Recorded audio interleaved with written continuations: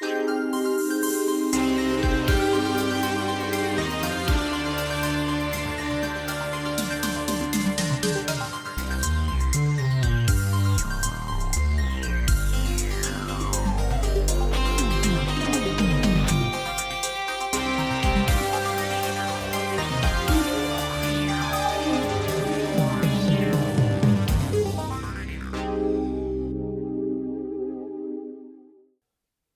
and welcome to yet another episode of Eerie International. Not only yet another episode, but the 500th episode of Eerie International. My name is David from the United States. I'm Andi from Germany. And I'm Dave from the UK. And we are here to do a very special sort of event, something we've never done, something I believe, as far as I know, the three of us have never done individually in any context. Chime in if I'm wrong there. But we're doing a commentary track for what is arguably the greatest film of all time. Let's not say arguably. This is our podcast. The greatest film of all time. Adam Wingard, Simon Barrett's The Guest from 2014. I named two people there, the director and the writer, obviously. But a lot of people were involved in the making of this film. If this is your first time listening to the podcast, welcome. Weird place to start, but we're happy you're here nonetheless. This is also not necessarily a great representation of what the podcast is normally like. But we wanted to do something special for the anniversary of our show. We've been recording this podcast for over 10 years. Andi, do you happen to remember the date, the year, or you might even know the exact date, knowing you? I do not know the exact date, Okay. but we started because the problem is we started recording, but we didn't release for like a couple of months or so. We had 4 or 5 episodes in the can before we started releasing them, but it was roughly summer 2015 when we started recording, and I think closer to the fall when we started releasing them. Well, 2015, so 11 years. Yeah, absolutely. Yeah, it is strange because I can remember recording some of those early episodes, and I had a little makeshift recording studio in my closet in my office, my old house, and I recorded a lot of the early ones with you guys there. And it was right before my son was born. He's about to turn 10. So it's crazy thinking that the show is older than my kid, but it absolutely is. And yeah, I wasn't planning on doing a little retrospective here, and I'm not going to, but I just wanted to say very quickly how much the podcast means to me, how much it means to the three of us. There's so many people that we've met and interacted with and connected with over the years because of the show. It's always been very much a thing that we just love doing and something that we have maintained over the years. And sometimes some of us have stepped away and taken breaks for mental health reasons or traveling or whatever else. And everybody has been on board and cool and covering for other people. And it's just been such a pleasure and a joy. And it's one of the, I think something like that, especially a creative pursuit, is a pretty precious and rare thing at times, especially for a lot of people when commerce starts to play a part. That can change things. And this has always been just such a very pure pursuit sort of hobby for us, to where we get to connect with each other across the oceans, the international aspect of the podcast coming into play, and get to connect with all of you. So we're really grateful and appreciative of that. There's no money being made here. There's no fame. It's just three nerdy guys who like to talk to each other and hang out. And there's only money spent on this thing. Yeah, exactly. Yeah. I was just talking to someone about it not too long ago and saying, it's crazy. We've been recording this we've done this many episodes. It's actually, definitely over 500 because we've done bonus episodes and everything else along the way. But in terms of numbered episodes, but we've also had the chance to meet each other in person. And I visited Germany a couple times, and Andi and Bianca have been, sorry to dox your wife's name, Andi. I think you've said it on the podcast before. I said it without even thinking. I've been over here to the States. Dave has been to the States, but not where I'm at. I'll never forget that betrayal when he went to Florida one time. I know. You've probably been over here more than that one time. That's just the one time I remember you were here. Literally, I've only been over one time. Oh, was it that? Okay. Yeah, and since it was just the once, I was like, okay, well, I guess I've got to visit Mickey, right? Our president, yeah, America's president, Mickey Mouse. Might as well be. Yeah, no shit. So yeah, we've been able to connect, and the times I've been over to Germany, Dave visited there too. It's been just such a genuine honor, pleasure, thrill doing this show with you guys, with the two of you. So anyway, didn't mean to have this much of a maudlin intro, but I did want to kind of acknowledge that it is a big deal. We've done 500 episodes, and we're so happy that people dig it and have been listening and have been along for the ride. So if it is your first time listening, strap in for an episode that is unlike all 100 or 499 other episodes we've done. Not Maybe a we have representation. people finding this podcast just because we do a commentary, and That's they true. are not even interested in any other episode. That's true. Great point. But yeah. sorry to those people. Sorry, it's us that you're listening to. Enjoy this guest commentary track, the only commentary track on our feed. Although if you are here for like guest specific reasons, there are other guest episodes on here. We've done at least two that I remember. Are they too old? At least one is gone. I mean, so Okay. we The Guest is one of the very few movies that we covered twice. I think the only other movie is Get Out that we did twice. Mm-hmm.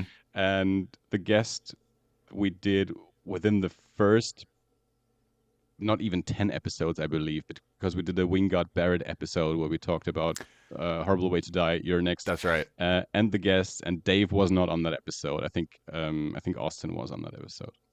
And so later on, we did another episode on The Guest with Dave.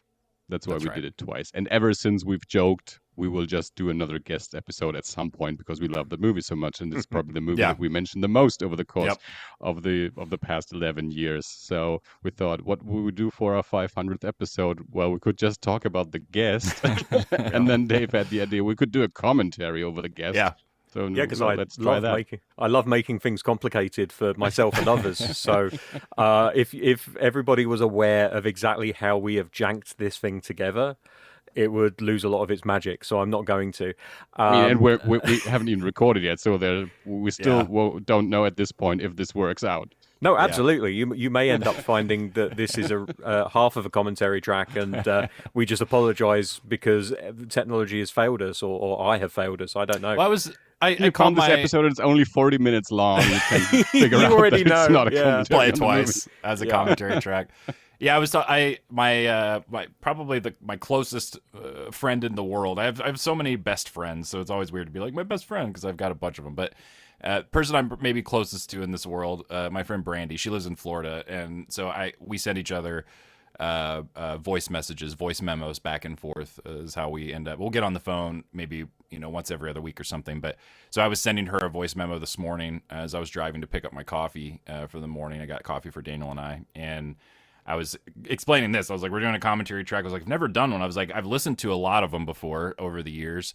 And I was like, honestly, like, unless it's, a more technical commentary track with like the DP or the director or whatever, they're kind of just fucking podcasts. Like, it's kind of just a lot of the ones with the actors or especially ones with critics or whatever, like, it's just kind of a podcast. Like, unless you're very keyed in and being like, all right, now this shot, this cut right here, if you've got the editor, that's doing the track, you're not going to have that with us. It's absolutely a fan sort of thing. But it also, it just kind of makes sense. The amount of commentary tracks I've also listened to on YouTube as I work, where I'm not even watching the movie, I'm working, but I'm listening to, John Carpenter and Kurt Russell drink beers and talk about their kids' softball games that they're going to or whatever. Like, it's not real. I'm not into it for the technical prowess on screen as much as the vibes, the camaraderie. So hopefully we can give you. We were supposed to have beers because I only have water.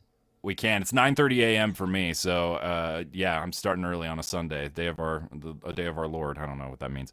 Okay, so if anyone hasn't watched this movie before, absolutely not the way to watch it for the first time is along with us right now. Super fans of this movie have watched it multiple times. I, in fact, watched this movie last night, so it's very fresh in my mind. I wanted to say, okay, I'm glad that wasn't too crazy. I was thinking about it, I was like, I'm scared that we're going to do this commentary track, and for me personally, I'm just going to start zoning out and watching the movie and not talking, which was my fear. So I've got it locked and loaded again, ready to talk about it. The other thing I wanted to mention too, and we'll be mentioning this throughout, or I'm sure it'll come up. There's a new film coming out later this year. I believe it's in September here in the U.S. Called Onslaught, which is from the same directing, writing team, Adam Wingard and Simon Barrett, and has since been confirmed. It was something that we all sort of suspected / hoped that maybe there would be connections to The Guest. There were similar sort of ideas in the synopsis trailers, etc., of these soldiers that have been, altered or modified or whatever. And it has since been confirmed that it is connected to the guest, and at least that it's in the same sort of shared universe. And there are some overlaps in maybe corporations or concepts or ideas or whatever else. So, it also made sense for us in that sense as well. Beyond, not that we needed an excuse because it's the guest, but that movie will be coming out September. We're very excited for it. We'll, I'm sure, be talking about it more down the line on the show. But yeah, I think that's enough of an intro here. We have some our normal stuff where we do kind of what we got into this past week. The normal staples of the podcast. We've got at least one message, an email from our friend Jake. We're saving that for the. Go ahead. Let's not forget. Thank you, Jake, for sending that email and for your congratulations on our 500th episode. But yeah, the actual content of that email and the question that you posed, we will get to that next episode. Yeah. Thanks for writing in and thinking of us. The Didn't only wanna... one. Yeah, I didn't want to not mention it. Then Jake be like, "What the fuck?" I sent them a congrats email. There's a track, I guess. We're saving that for next week so that we're not front loading the episode too much. But we have it. We were very happy. I skimmed through. I honestly didn't want to read all of it because I knew we were saving it. So I know it is in there. But yeah, we'll do that next week and catch you up on our normal stuff. I think that's it. Dave, is there any like a preamble here for our listeners on how to do this?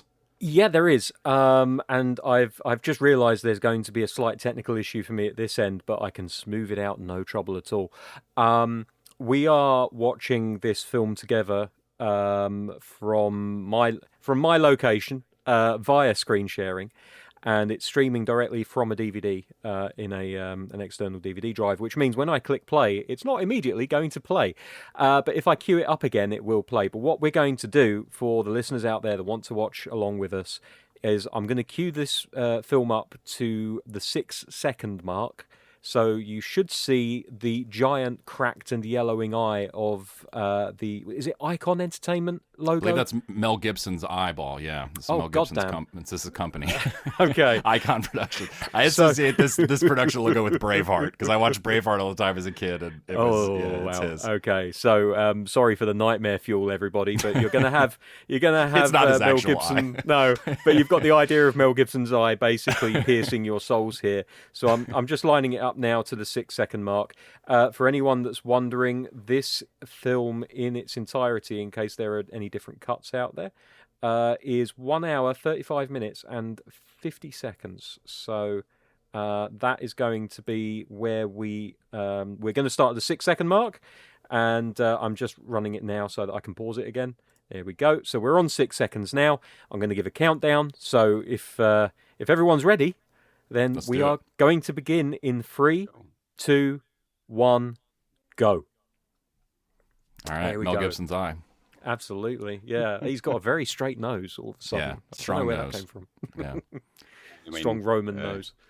I'm restraining myself from making any jokes about Mel Gibson's nose and his problem with people that I know a lot of connections get characterized. Literally just thought of that. Already, I can tell this is commentary gold. I'd never heard of Snoot Films, and when I saw this logo, I was like, "This is very, very 80s." I don't know if that is a legit one. I didn't look that up, but I did see that there was in the trivia somewhere that Adam Wingard wanted to use the Canon Films logo at the beginning. So I wouldn't be surprised if they were like, "Well, we can't because we don't let's make own our that." own. So let's make our own. It does have a Canon feel to it. So the first time I ever saw this movie, I believe Andi. This was during, I think, the month that I really became into horror movies, and Andi had told me about it. That would have been October 2014, right? Okay, yeah, I think so. That shot of him running and then the smash cut to the title card. I have a video on my phone somewhere that's that old of that shot because I took a little video to send to Austin and some of our friends to be like, look how fucking cool just this cut to the title card is. And I remember right away. The purple also, there's a very huge John Carpenter through line through this movie in a lot of obvious ways, but I think in ways like that too, like down to the typography. Well, definitely I music. listened to an interview with Simon Barrett where he actually called it the John Carpenter font that they used for the guest. And it's worth noting that this movie is from 2014. came before the big 80s craze that has been going on for the past 10 years. This is 2 years before Stranger Things, and which really, brought it to the mainstream, the 80s aesthetic. This movie was intended to be an homage to 80s movies without being set in the 80s, without trying to look like an 80s movie, but to play around with themes and elements from 80s movies. Specifically, Adam Wingard had read the book Shock Value by Jason Cinnamon, book about horror movies from the 70s and 80s. And the book came out in 2011, and he had done a double feature of Halloween and the Terminator at his house, and that was his idea for The Guest, mixing the Terminator and Halloween, with it being an inversion of Halloween where the shape is just that, the shape without a face. And Simon Wingard that said, and their protagonist / antagonist Dan Stevens is just a face. Because he's such a handsome guy, so he's such an inversion of Michael Myers, of the shape in Halloween. But yeah, that's a few of the ideas that went into this movie. There's more, and Wingard initially actually wanted the movie to be about a cyborg. He came with this idea to Simon Barrett. Simon Barrett had an abandoned script that he thought he could mix with Wingard's idea. They got rid of the cyborg thing. David is more of a human, although an altered one. Some people call it Captain America gone very bad. There's also this military experiment. There's also a thing early on. Two things I was going to say. One, I didn't notice this until maybe this watch, that the KPG logo is on his hoodie in this scene. I don't. Maybe we talked about it in the past. It's in like a off color from what he's. So it's very easy to. It's very subtle. It's not like a bright white or black or something. It's like an embossed kind of logo. Yeah. But that's a logo we see throughout, and then as an explanation, that is that agency that does the military experiments on the soldiers, which also has already been mentioned in their previous movie, You're Next, where the father of the family works for that agency, and that is the agency that also plays a role in the upcoming Onslaught. And also, I didn't know this until earlier this morning. I was reading more kind of just last-minute research, trivia, whatever. It's also the company responsible. So there's a short in VHS 2, which I know you guys haven't seen all the VHS movies. I heard about this, yeah. Yeah, Simon Barrett, Wingard one. And it's about a guy who gets this bionic eye. He gets an eye replacement, and it works really well. He's able to see, but he also starts seeing, like, dead shit. And the corporation behind the eye is also... Is it KPG? Yeah, KPG, I think so. right? I always get the letters mixed up, but I think it's KPG. Yeah, it's really easy for your mind to go to KGP because it sounds like KGB, but I think it is KPG. There's a lot of fiction based around that idea of like somebody getting an eye transplant. I think, was there a book called Angela's Eyes or something? And it's always like, I can see dead people, or I can see something other people can't. It's well trodden, but I think there's a lot of room for really cool storytelling to be done with that kind of that mechanic.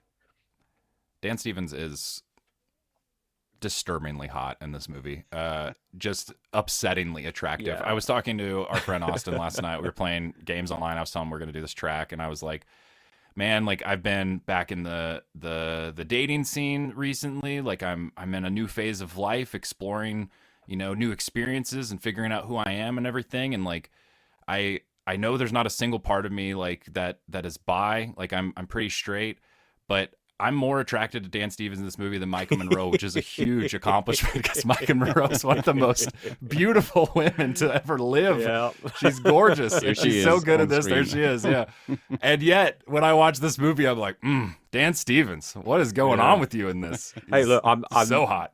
I'm just going to play the Brit card here and say, look, we knew about this a long time before you guys. Even though Downton Abbey has obviously been hugely popular across the world, but like, we were watching that shit first, and that is worth. Then.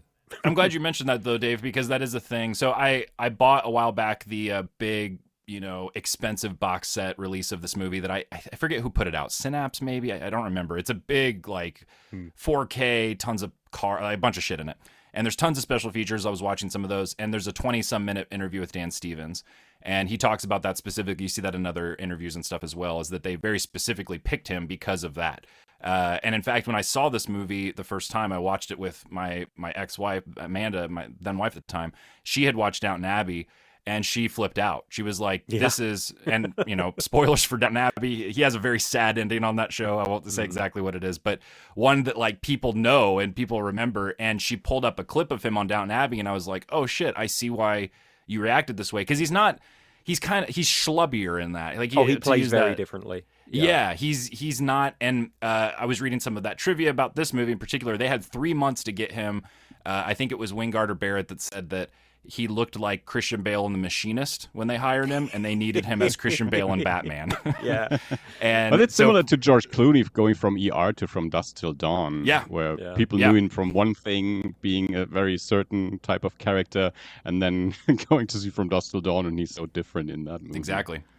And so they had 3 months to get him, basically. So the shot of him coming out of the shower, which is one of the times where my sexuality gets most tested.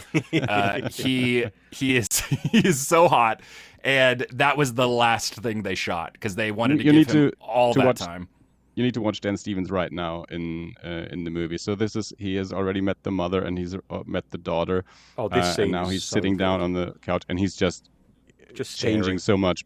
Simon Barrett in an interview said, "Yeah, well, this is probably his programming. He doesn't need to use any calories now, so he's just booting down, just sitting down, staring at the wall, and having this stone face. Just a minute before, he was this super friendly, super nice guy, being invited into the family of his killed friend." And this is the first time that we see this face on him, and we realize there's something off with this guy. And because we're watching this muted because copyright reasons, everybody. But glad you brought this up, Dave. If I remember correctly, the use of the music in that scene, it just drops, right? Or it's like a very low thrumming. Yeah. Okay.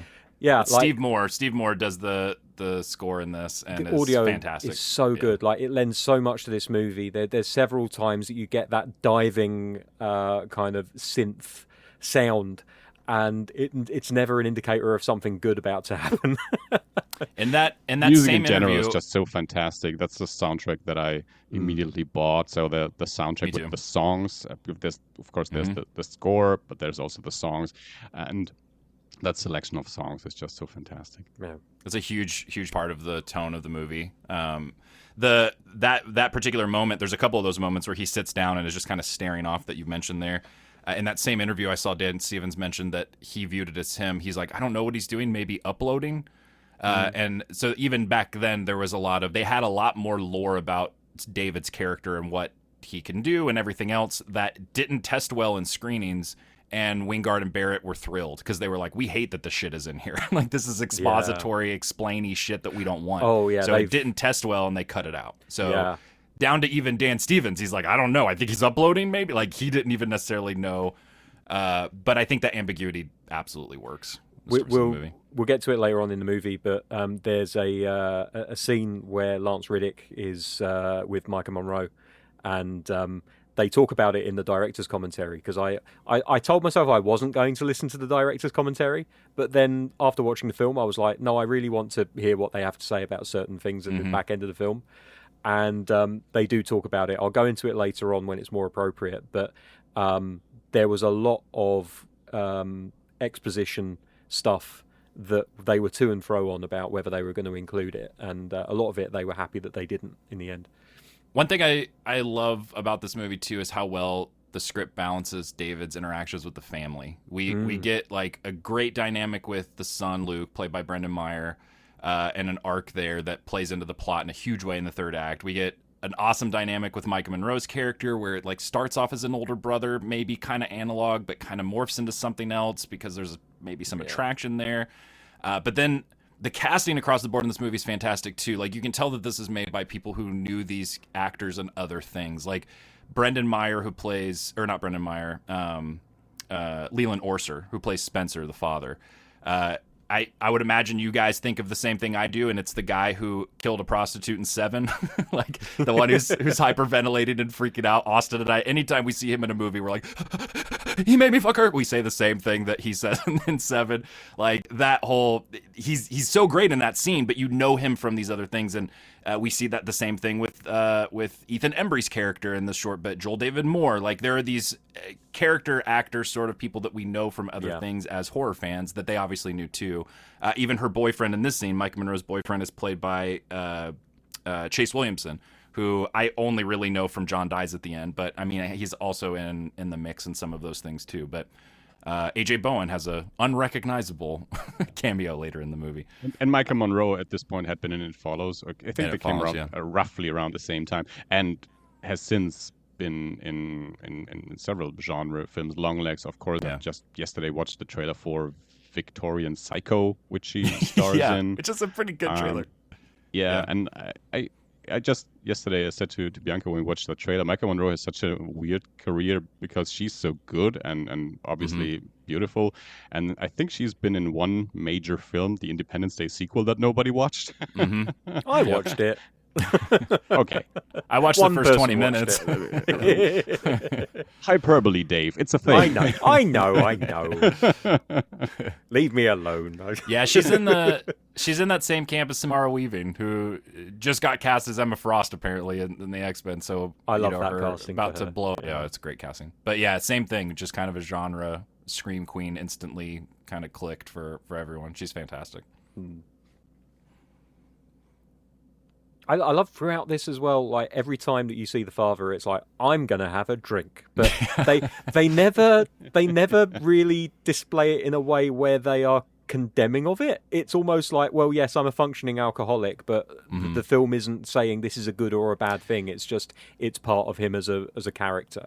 Dude, that's another thing that I think about every time I watch this movie is how difficult it is for films to have, especially thrillers, when there's ones like this where there's someone new. Not a home invasion, but someone new in the dynamic of the family. Hand That Rocks the Cradle, Orphan, some of these movies that have like similar ideas where there's distrust, but there has to be suspension of disbelief to a certain degree, but you also want to have things that make the family feel comfortable. I feel like this movie nails it across the board, both in terms of Steven's performance with each of them and their dynamics and the ways that he breaks through to them. But then also in just the setup of them being a family that's grieving and fucked up. Like they lost their son or brother, or you don't exactly know the dynamics of everything. There's a scene where Mike Monroe's talking to her boyfriend. I think we just passed it. And she's like, you knew Caleb, but she doesn't elaborate on what that means. And there's part of me that often wonders, like, maybe Caleb to her, to other people, wasn't a great dude. And so there's part of her that's suspicious of this guy that is so buddy-buddy with him, because we have a tendency to canonize the dead, especially when it's family members or whatever else. So with some of that ambiguity, but then just also the way Barrett wrote the screenplay,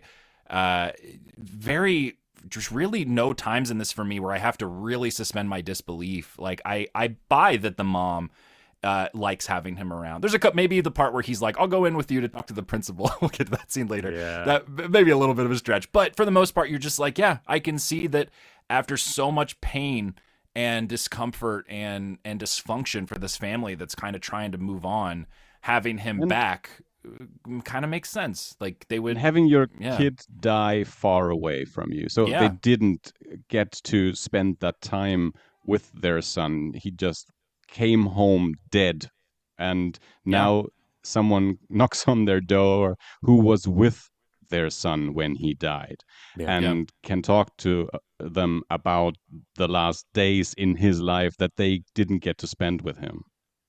Another subtle, awesome thing here too that they pick up on a few different times through the movie is that David has a tolerance that is otherworldly. So he's constantly drinking with the dad. He smokes weed at the party. It is just never really affected by it. Here he is zoning out again, where there's something up with him. I also assumed when I first saw the high school name that it was one they made up, because you're like, all right, Sherlock Holmes villain. But in the credits, the town of Moriarty, the sheriff of Moriarty, the mayor of Moriarty, all thanked. So apparently it was a real place. Also, I heard that, again, this is thanks to listening to the director's commentary, a lot of the interior scenes that they filmed for the school, especially in like the gym, they filmed in Mexico, and apparently when Mexico builds new facilities, they don't knock down the old ones, they just build them across the street from them. So they basically had this old school that was completely abandoned that they were able to use for whatever they wanted. That's awesome. Which is just fucking mad. Like, I love how, you know, you can save yourself so much budget by being really clever with where you film certain parts of the film of your movie. This is a great scene as well. Like, he just stops and you instantly know it's like, this is framed like a stakeout. Yeah, right? You know what he's going to ask before he asks it. Yeah. This might be because I've watched this film too many times, though, to be fair. There's a lot of Chris Farley show-esque praise, but I mean, that's what this is. This is this movie for us. It's just a great dynamic, too, with how they wrote and how Stevens handles it, because it's not a pure, like you would see in a lot of other movies with this sort of idea or this trope, toxic masculinity thing. Like, there is a thing here where there's a need being fulfilled. Like, it's clear that he doesn't have a good dynamic or a tight relationship with his dad, Luke. And so having Dan Stevens' character be somebody who's stepping in and helping him with this thing, even though it's in a more violent way, is you get why it's so helpful for Luke. You get why it, you know, brings him closer to David and makes him trust him and everything. And one of the crazier parts in the movie later on is when he's like, you know, then you go to their houses and burn them down with their families inside. What's the worst they can do? And you're just like, what? But by that point, he's just too endeared to him, and he assumes he's joking, and it's just so well done. Again, I think Stevens is a huge part of it. I think the writing is there, and everybody's really doing amazing work. But the entire movie kind of has to hinge on Stevens' charisma, his ability to make you believe. Like, having watched this movie 4 or 5 times, I fully believe that he actually did know Caleb and was friends with him and was there with him when he died, all that stuff. I don't know if that's true. He's in that picture. So he's they in the have picture. a photo. So, right. But they have there's proof a lot of that different theories.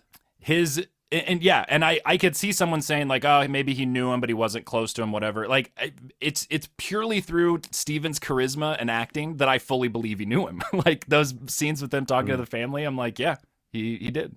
And Barrett says in interviews that their take on the character was that he is completely sincere when he gets to the family. It's the programming. Of course, there's other theories, but that's how they saw the character, that his motives towards that family were absolutely sincere, but then it goes awry. Yeah, there's that, again, the moment of exposition, which I will eventually get to, where it's made pretty clear that, like, there is a deep level of programming going on with him as well, and he's not necessarily doing some of the things that he does later in the film because he wants to. He's doing it because that's how he's built. So he's helping them now because he wants to help them. But the things he does later isn't necessarily if his fully ID inside gets his compromised. control. That overrides. It was all actually of it. part of Simon Barrett's early idea for the script, and I think that's the first iteration that he wrote way before they made any movies, where it was about a guy who came to the family of someone that he disliked just to take revenge on that family. So again, the inverse of this, and then Barrett abandoned that script because at some point he realized even I don't want to see that movie. It's too mean. And so they did it the other way around. It's still the concept of these guys knew each other in the military, and he goes to visit that family, but not with ill intention. Speaking of toxic masculinity, he absolutely knows what he's doing when he buys Cosmos for the guys. And blowjob shots for and the girls. blowjobs for the girls. And also the fact that he had this planned out to the point that I don't believe for a second that the fireball is his drink of choice. No. We've already kind of established, and we establish further later on, that he has a tolerance for things that other people can't. So he's ordered the one drink which is the worst thing to get thrown in your face, essentially. That's one of my favorite early sides of David and jokes in the movie is when he goes, cash is easy to get. And Luke he doesn't even say anything, but his face is like, what the fuck? Yeah. What a weird thing to say. No one says that. We're up to 21 minutes, 30 seconds. This is also, if I remember correctly, one of the first times. There's a few songs in this movie that I flashed right back to Hotline Miami, one of my favorite video games of all time. There's a few tracks in this by the band Survive, which in the back of the big deluxe set of the DVD, they have a breakdown of each track they use in the movie and commentary from Wingard about why he picked it and everything. And talked about how the members of Survive worked at a keyboard store that he was in and Steve Moore were in, and they met them through that, and then ended up using some of their music in the movie and bought some equipment off of them. But yeah, I knew them from Hotline Miami. There's a couple tracks in this that are straight out of the game. It's such the influence on this movies. We already talked about Halloween, but especially Halloween 3: Season of the Witch. Yeah. And if I understood Barrett in an interview correctly, Steve Moore, that's his name, right, Steve? Yeah, Steve Moore. And you are correct. Steve, I already know what you're going to say. Okay, yeah. He had bought the equipment that John Carpenter recorded the soundtrack for Season of the Witch with before even he was hired to do the guest. But Wingard told him, use that equipment to do our soundtrack. There's another special feature on that same set with Steve Moore, yeah, and he films it from his studio, and he talks about that. I don't know if it's the exact keyboard itself, but it could be. I don't know about that, but it is. He motions to all of the keyboards and synthesizers he has in the room, and he says these are all from the 80s. These are all ones that they recorded for all these films, and that's what we recorded. I love the choreography in this fight scene, like especially David's movement, the way that he almost. Even though it was an abandoned aspect of earlier scripts, he almost moves like a robot. Like he's so precise and accurate. And just a force of nature. Like that shot zoom. Especially. Yeah. Very kind of Tarantino almost. Like that zoom's so good. So good. We mentioned earlier about the fact that this movie predates the kind of 80s revival in the biggest sense, with like Stranger Things and things like that. And I like how he pulls them up here by his hands. It's so good. The music is such an obvious choice for giving you that vibe without having to ground the rest of the movie in the 80s. Is that Oh no, that's a statue. I was like, is that a person hiding behind a pillar back there? But no, it's a person hiding half American. In the wall. Yeah, I see it now. The way he deals with this as well is so clever. Like, also, I mean, I'm sure this happens. MK Ultra in the background there. There's this neon light behind David's shoulder that looked like it says MK Ultra. There's a few things similar. I read about that. I don't know how intentional this was. I'm assuming intentional, but there's a thing with triangles too. There's a I bet it said Michelob Ultra, which is a beer. Yeah, but the whatever that first word is cut off that you don't covered. See the whole word. So yeah, okay. You see the whole of Ultra and you see the M above. So maybe. The triangle thing is there. It's made up the KGP or KBPG symbol. Micah Monroe has a necklace that's made up of triangles. There's a deleted scene with Micah Monroe and her boyfriend in his room when they're smoking weed, and it has a quote written on the wall by Aleister Crowley that talks about triangles. So there's something there. We'll talk about this toward the end, but there's a sequel soundtrack, and I sent you guys some pictures of the vinyl. It also has triangles in it, so. Nice. There's something there with triangles. We're a triangle. It makes so much sense. Yeah, it does. And we end with not for spoilers for the movie for anyone that hasn't seen it, but I don't know why you're listening to us talking about a movie you've never seen. Yeah. We end with 3 of the main characters, David and the 2 kids.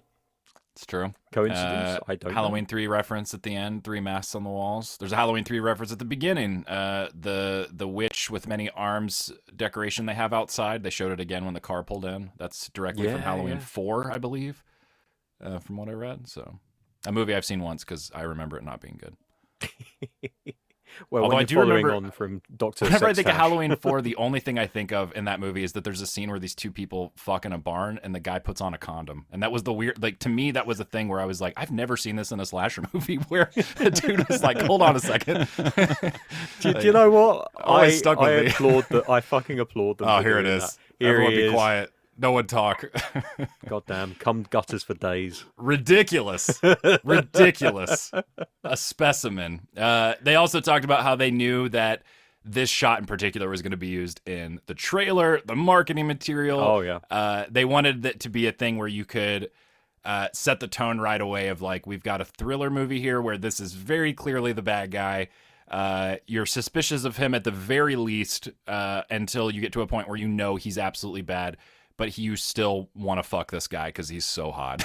Like, it's still okay to just enjoy how attractive he is in the movie. The movie gives you that Micah sort of Monroe's permission. top that she's wearing to this party. Oh, yeah. It's great. This is the coolest look. She, she's just effortlessly great, I think, in everything, but just kind of nailed one of those performances where it's like, it's a little bit, not tropey, it's a character we've seen, an attitude we've seen in other movies, but you believe it with her instantly. Oh, and cue my favorite character. I feel Kristen? so bad. I feel so bad for Kristen. It breaks my heart every time I see this film. She's got a shitty ex-boyfriend.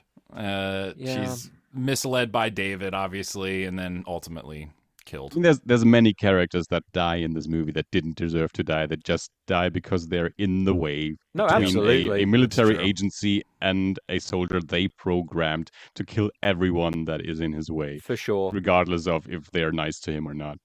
But she's the one that I always feel the worst for.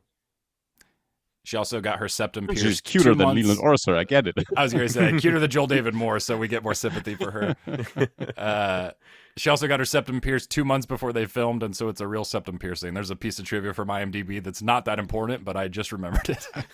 So my question at that point is, did they call for a septum piercing for the part? Or I guess, I mean, Wingard, like, he's in that method, realm, man. Piercings and tattoo, body modification, transgressive stuff, so... This is you can David see here in this moment. scene is another fetish of Wingards. I heard him say that I don't think it was in regards to the guest, maybe a horrible way to die.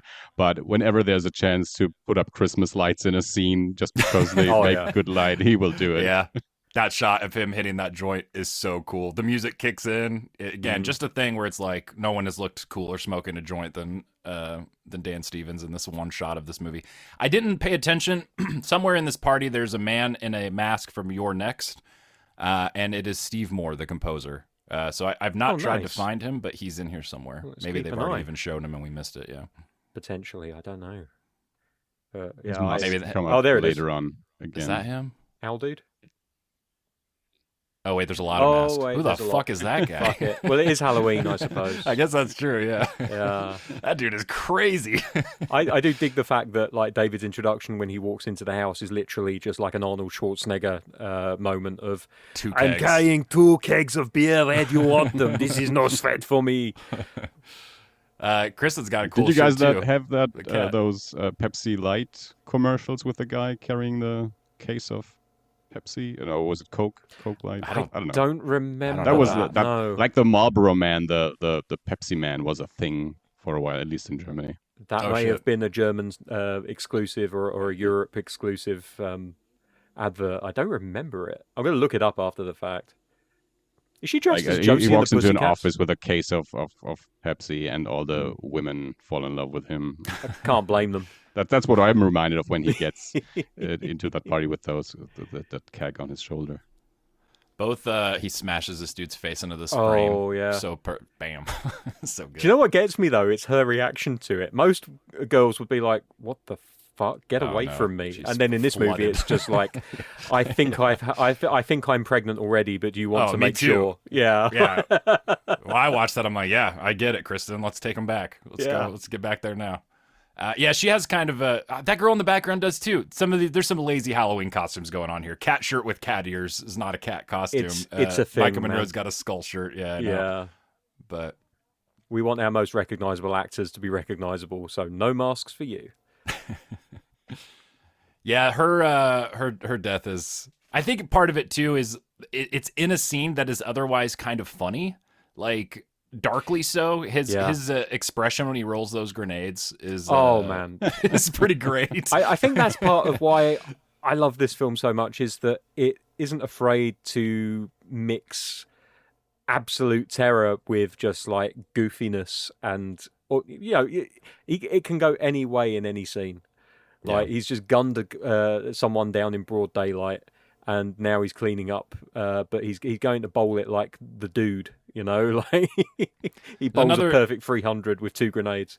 It's a kind of a short mask. way of doing it. Oh, that's him. That's Steve Moore, right there, with the mask up. Okay, I recognize him in profile. Yep, he has a long beard and hair in the now or in the clips that they recorded. But this whole sequence is great too, where he's like, "Get the fuck out of here, Steve. We gotta let the actors act now." But thanks for the cameo. Make him leave. This whole thing with Joel David Moore, where he's like, just want to let you know, like, we support you guys. Oh, the poker it's so face. Good. It's so good. Awkward. It kind of reminds me. And it's just like, go on. I was just gonna say, like, I have met and been around so many dudes that have done shit like this in real life. Like, it is such a thing in America, probably for you guys too, but I feel like it's such a thing in America, especially because of the whole bullshit. Especially right now with Trump. I will go to celebrate our military as much as you do.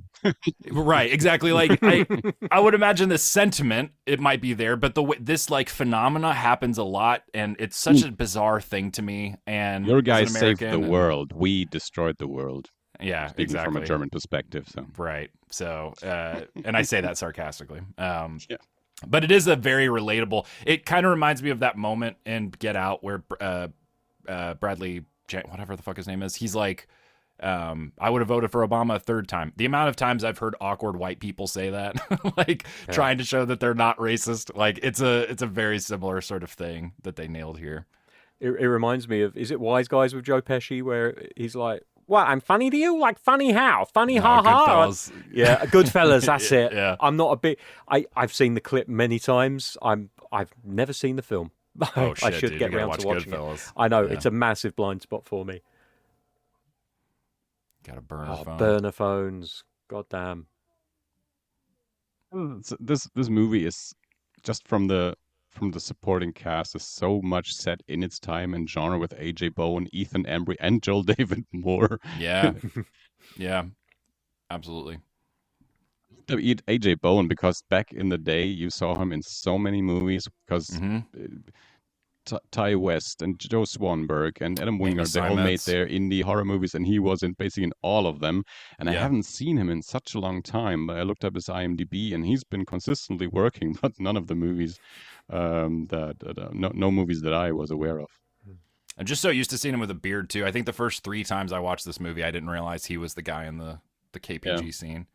Yeah, it's such a small role, and no beard and the glasses, and you hardly recognize him. I will say too, as a somewhat stoner, one of the most accurate it looks like they're smoking weed in these scenes in these movies. You could tell Wingard was very concerned with we have to have bowls, we have to have the weed shredded the right way. It's very, usually with movies it's like someone with a joint and they kind of obfuscate it a little bit, but this movie there's a man who's people are smoking weed, committed to his art. Look at those eyes. Goddamn, Dan. Just one of the most attractive people alive. It's nuts.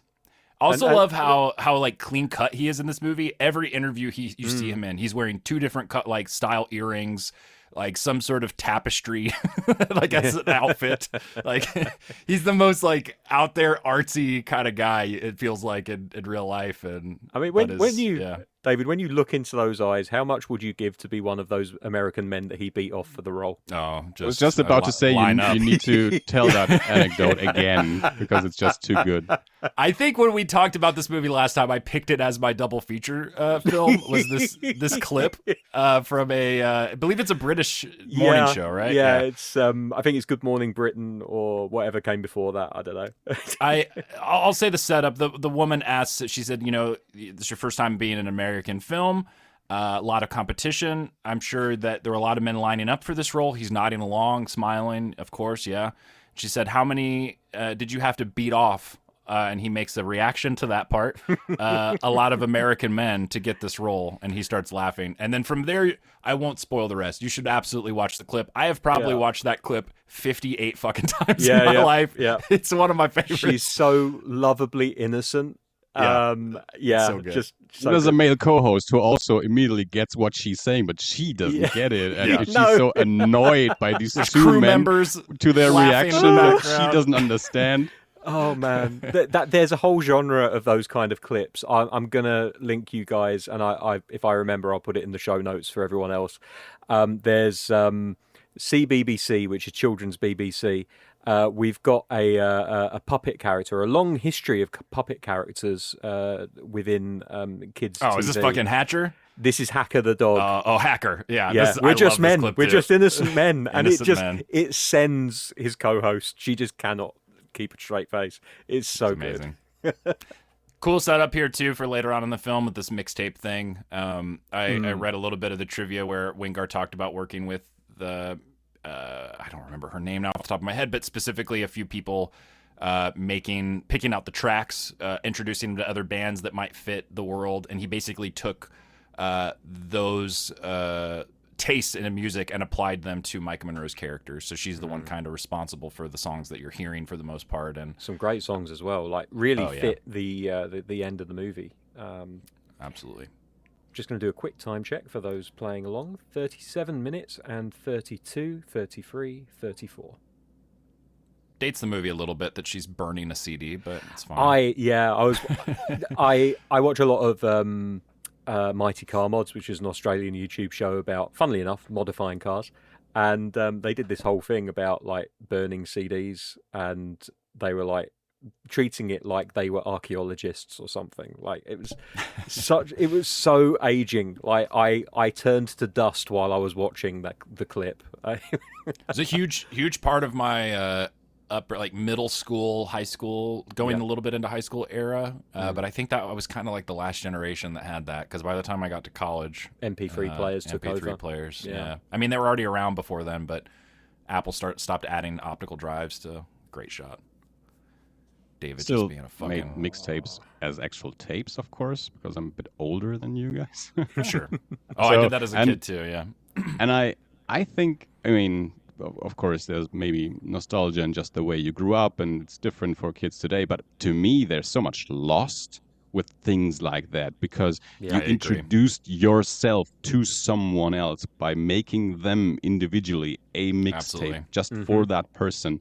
There's so much interaction in that sense, and that's something that I miss with physical media just in general. Handing someone a movie or a CD that puts so much more into the act of, for one, giving that to the other person, but also for that other person to actually watch or listen to that thing, because they have it on their desk and they are reminded, I was given this, I need to give it back, and then when I give it back, they will want to know my opinion, and there's an interaction going on. And it's nowadays it's just that music is on that streaming service, but you will never listen to it, but because you just forget that I told you about it. And that movie is on some streaming service that you are not subscribed to, and you will not pay for it to rent it, because you only watch the things that you are already paying for in your subscriptions. And so there's so much interaction lost just because we don't use physical media as much anymore. And I know so many people that just don't have a DVD player anymore or a CD player. So even if I wanted to give them something, they just cannot play it. Yeah. Well, hopefully they have one in their car. It's like the last kind of bastion, it feels like, for being able to listen. Here's where we get a big shift to we KPG. We really launch into the KPG story at this point. I watched this film last night on my PlayStation 3 because I don't have a dedicated DVD player upstairs, and I probably need to change that. I don't know that I noticed those dudes were holding guns before. No one else, those two guys outside of that, have submachine guns. There's Lance. Oh boy, man, this one, I've talked about this on the show before, but just fucking guts me every time I see him in a movie for some reason. I loved Lance Reddick. I think a big part of it I talked about on the show was he was such a main piece of Destiny, which I played for over 10 years. Yeah. But man, what an amazing actor. Perfect in this movie. He's one of those dudes that's pretty much just perfect in everything he is able to do. He's this like badass sort of like Nick Fury, Sam Jackson, leather jacket, machine gun kind of guy in this movie, but then can be Chiron and the John Wick movies and have a totally different style of, sophistication. And, but man, could just slot into any movie and fit. Any of you haven't watched The Wire? That's, I think, the first time I really noticed him. Amazing on The Wire. Absolutely. There's a section of deleted and extended scenes on the set that I have. I watched it with commentary with Barrett and Wingard, and at the very end of it, there's one they added in there as a joke, where they are going through he's going through the set with Micah Monroe, Lance Reddick is, and they're going through the Halloween set at the end, the haunted house, and they had a couple of guys dressed up as clowns that are pretending to be animatronics, just so they could scare Micah Monroe as a joke. So it's a funny scene. She screams and kind of runs or whatever, but you can see Lance Reddick in the background just cracking the fuck up. And it's such a funny, like, cool human moment of, like, he's such a badass stoic dude in this movie, but in real life seemed like such a source of life and joy. Everybody, you never hear anything bad about him. No. Just everybody had great shit to say about him. Ethan Embry, I think, is one of the best. Like, I was so happy that this dude had a resurgence. For a long time growing up for me, he was the bass player who has no line, or he has lines but no name. And That Thing You Do, I think one of the most underrated movies ever, Tom Hanks movie. And he's just this, like, in this 50s kind of band, clean cut guy or whatever. He's funny in it. And then between this and The Devil's Candy, I was like, oh shit, this dude's back and he's great. And he probably never left, but was back on my radar at least. He's great. Actors in the scene. That can happen. You know, you can have an actor who you look up their filmography and they've been working multiple projects every single year, and you haven't seen them in ages because their orbit left yours. Like the films they were making and the films that you're watching just don't align. And they had like some kids and took a break and trying to like, there's always stories like that. And this I was happy to see him in Will and Grace, that Jane Fonda, Lily Taylor show. No, that's probably the most high profile thing that he's ever done. Maybe it's Grace and Frankie, I think is what you're talking about. Oh, sorry, right? Yeah, Will and Grace first. Completely different show. This I never thought about Grace and Frankie being a sequel to Will and Grace, but that line there, "I'm gonna kill you," was so fucking. And then immediately does no build up, no pops him. The whole thing there with him stripping the gun, using the guns. Yep. Stevens talked about that a lot. It was something he was really nervous about because he had never really done anything with weapons as an actor, so he was just hours and hours and hours learning how to do that shit because. He talks about I also noticed for the first time watching it here, he puts in long shot ammo in that gun. I don't think I had picked up on that before. Oh, okay. Because this last time I was like, why does he has a bullet? Why does he take it out and I load one more? But it's a long range one. Because he'd already fired. A revolver won't eject cartridges after they're fired. Yeah. So there was only one cartridge in the gun, which means the shot that killed the weapons dealer was the one that was in there. So he would have to empty it anyway. But I hadn't noticed the long shot until you said. Oh, yeah, either way. But he talks about that at the beginning of it where he's like, or at the beginning of the clip where he's like, you know, playing a character who is the best at everything. He's like, it's such an intimidating thing because it's like, I have to look like I'm the best at shooting, the best at reloading, the best at, and yeah, he had never done any of that shit before. That just going back to that scene for a second. I love that the way that he strips the gun down, the weapons dealer, he instantly recognizes game. And he's like, Army? And he was like, yeah. And he's like, yeah, I was Navy myself. Myself. every time I've seen Army and Navy talking to each other, there's always this needle where it's like, no, we're better than you are. Leland Orser throwing that fucking briefcase. That whole ass briefcase. He throws it like a TV remote. But his boss was just found dead. It's true. Yeah. Yeah, that's a weird one. Like, I've had a promotion. That dude is dead, but I'm gonna throw the case like I've had a terrible fucking day. It's like, come on, man, you're happy. You know you are. I like what he's like. The guy was totally normal. Like people who kill themselves aren't just totally. Yeah. He mentioned the girlfriend, and then he says something about the bruises, and then he looks up to his daughter, and he's like, "Not that I know what that means." There we are. That's right here. She had bruises. I don't know what that means. Like, you know what that means, but you're trying to. He still thinks, and we get this more later on when she reveals that she's still seeing her boyfriend, or was still seeing him. He thinks she's innocent. He's trying to protect her, as fathers tend to do with their girls, I would guess. Not being one myself. The movie really ratchets up here too, because Micah Monroe witnesses this, that her dad's. The guy that was in the way of her dad getting a promotion is now dead. And then the boyfriend and then she calls walks down the hallway and finds out that the other dude is dead. It's very quick. Look at those eyes. David's been busy. Yeah. Oh, I could swim in those eyes. To steal a line from Superbad, it's like the first time I heard the Beatles looking into those blue eyes. It's pretty crazy too when the movie does have that turn, and it's really when Lance Reddick shows up, I think. But from there it just kicks off. I think also too this is a great example of a time when slow burn is not to me at least. I get it's subjective. I feel like a lot of times, especially with the advent of A24 and everything else, we have that as a insult, like an insulting. It's a slow burn. Nothing happens until the very end kind of thing. And I get that. That's absolutely applicable to certain movies, depending on what you're into, or maybe even if you're not into it, or if you are into it, it may not do it that well. But as a thriller, I think that having it be sort of a horror movie that's shot and sort of presented as a thriller for the first chunk of it, it never feels like nothing's happening. Even the shots where he's sitting there staring off into the distance or whatever, you're just kind of like, what the fuck? Like there is a little moment of you being like, what is happening, in a way that makes you want to keep watching, and is never boring. So even that sort of statement of like, once we get to the last 30 minutes of the movie, it really takes off. I think the movie is just as gripping in the first part, like the first 3/4 or 2/3, however you want to say it. I also like how they really don't talk about it, but when they come back in after the scene of carving pumpkins, David just has one of the best looking jack-o'-lanterns ever.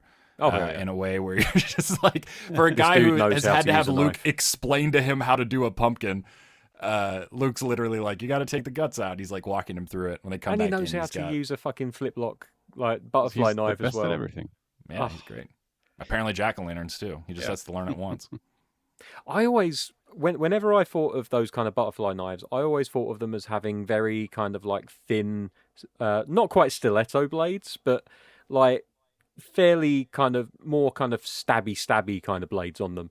And then he gets this motherfucker out, and it's like he's Davy Crockett. Like he's got this big utility, like Rambo like knife attached to it, and I'm like, that has to be a custom piece, right? Like I don't think it's a butterfly knife, right? I'm not a big knife guy. I think that's what they're called. Yeah, I think they're butterfly knives. Remember the days when they were sold in Germany openly, and then they banned them. I can never remember with those if they're legal here or weren't, and now are, or whatever. I mean, what's illegal in the States when it comes to weapons? I mean, in the UK, it's pretty simple. It's a case of if it's not a kitchen knife, then you're not allowed to have a knife that's over a certain number of inches. Look at that jack-o'-lantern. Yeah, it's true. You saw Father Christmas get stabbed through the hand in Hot Fuzz by a knife at the very beginning. That's what I always think of. That represents all knife crime for me in the UK. And that's basically when they brought new rules in, because they saw Hot Fuzz and they were like, holy shit. And I believe Father Christmas played by Peter Jackson, if I remember correctly, too. Here it is. Then bring a knife to school. Crazy line. If they take it off you and beat you up, you go around their houses at night and burn them down with their families inside. Talk about escalation. Holy shit. His reaction's great. Luke is great in this movie, He is so good. Again, another sort of great bonding thing. I think especially like being a young, specifically boy, like man, whatever, at that age, who is also being David sealing his fate at the end of the movie. Absolutely. Yep. Absolutely. At least he gets it back in a weird way. That's true. Gives it back to him. Yeah, you have this back. A weird way, yeah. I am very tempted. I've seen them floating around the internet to get they make a butterfly knife that has a comb attachment rather than a blade. And I'm really tempted to get one of those just because it would be like a really fun thing to have. Especially if you learn how to you in the UK, I would allow it. Yeah. David in the States, I would assume someone is going to shoot him because they assume he has a knife. I wouldn't pull that out as a joke. Get fucking shot immediately. Yep. Yeah. Man, he's so good in this. And again, the music. That we don't hear, but yeah. We don't hear it here, but I'm going on the memory of last night, and I made a mental note of how it really kind of ramped up the tension. I had this constant beat, like dum, dum, dum, dum. And because then I think her phone rings here, right? And scares her. Yeah, there you go.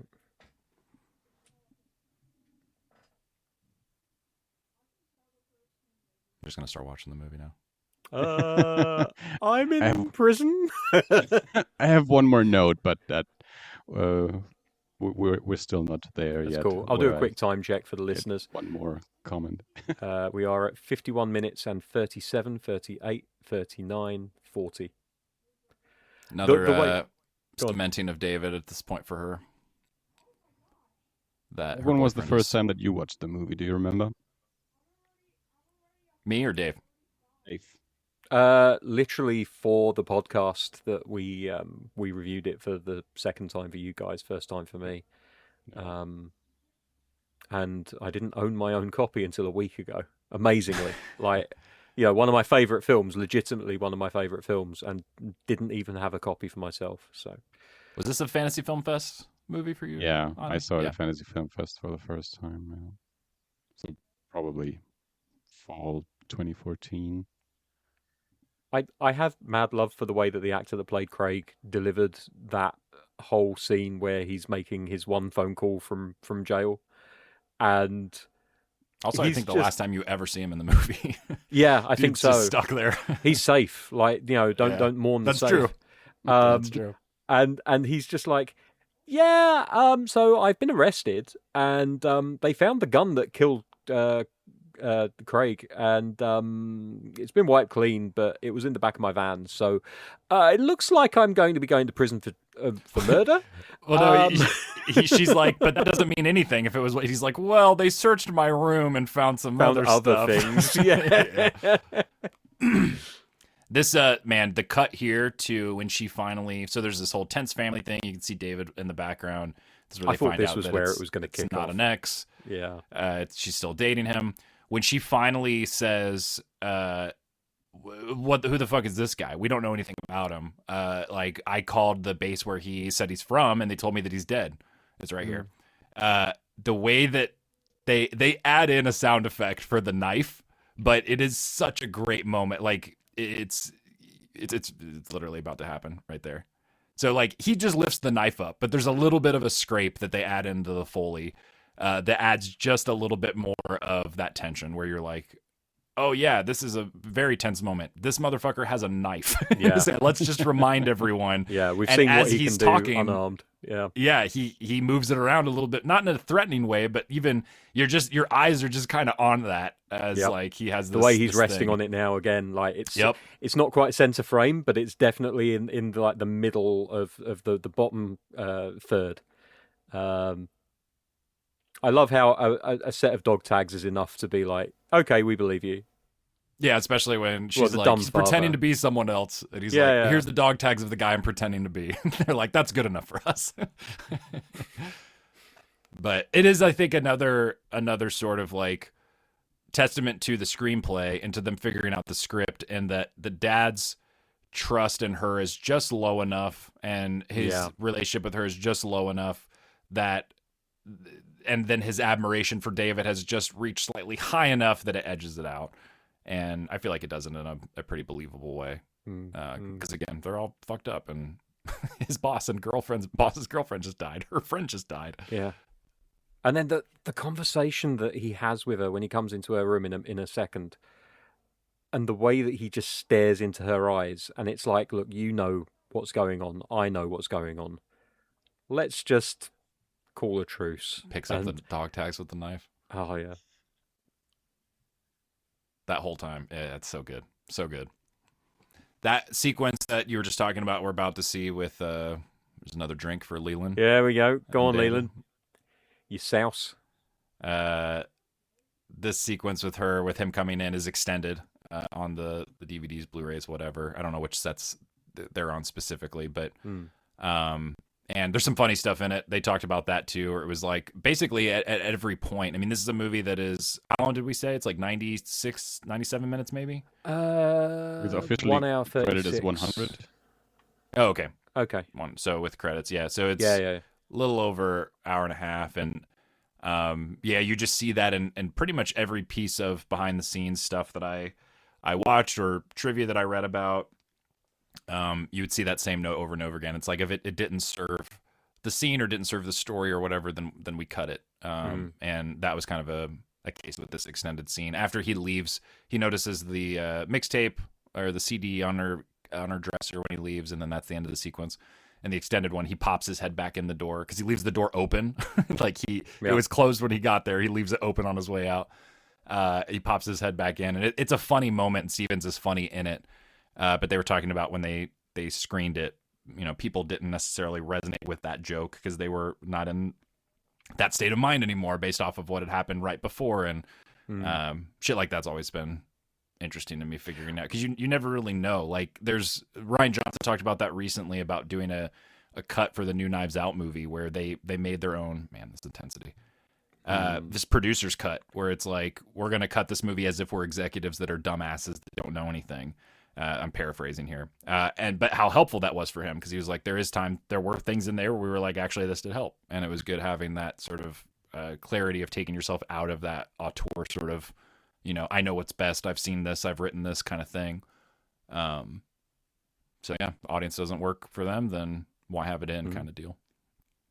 I did hear as well, you talking about him sticking his head back around and kind of it being a bit of a funny scene. Wingard said like several times that once they got their take, they would then say, "Okay, we've got that take now. Just have fun, have a bit of fun, go over the top, eat the scenery." Symbols on the elevator. I didn't notice that. And almost every single time that he did a take where he would do something over the top, like an eye roll or something, they ended up using that take and leaving it in the film. Especially like when he goes off the reservation. Later on with the car crash scene, and he looks and he's like, "Oh fuck, you're still alive!" Rolls his eyes in frustration, like because he has to shoot him. Yeah. And it's just like everything that could go wrong has gone wrong. God fucking damn it! I like this scene too because we don't have I think this might be the first time in the movie that we have the two of them together. And the last act obviously hinges on them because their parents are dead, but I was happy the scene was in it because it does give them more connection than they've had, and it also does give him a little bit of pull away from David to her side, which he then completely dismantles. He flip-flops, It's interesting you said about the fact that there's only really two scenes in the movie where they're alone together. The first one, she essentially is taking... there you go. And one on the blackboard. Jesus Christ. Yeah. She's asking him to... she's taking him into her confidence and basically saying, "Look, I need you to look this stuff up because I don't have a computer." Apparently Ultra. Being a computer nerd is knowing how to use Ultra. There you go, Andi. Yeah. The MK Ultra from earlier. I thought that was intentional too. And then later on, like the second scene, she does it again. She's like, "Please trust me, stay here." And it's almost like, well, he broke her trust the first time, but this time she's like, "Look, I really need you to listen to me now." You know what kind of ego and personality and just toxic masculinity, fragility you have to possess to not only wear shirts with popped collars to begin with, but then to get the dog shit beat out of you in a bar and still wear popped collars with bandages on your chin.